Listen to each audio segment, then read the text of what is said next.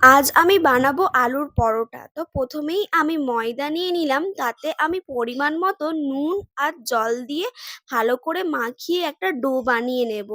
Daughter ওপরে আমি একটু তেল ছড়িয়ে দিলাম, দিয়ে কিছুক্ষণের জন্য আমি রেখে দেব।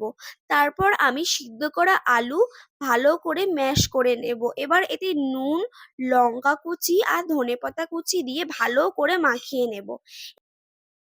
এবার যেই ডোটা আমি বানিয়েছিলাম সেটাকে জোড়া জোড়া করে কেটে নেব। জোড়া জোড়া করে কেন কাটতে বললাম সেটা পরে বলছি। এবার সবকটা ডো আমি একরকম একই সাইজের বেলে নেব।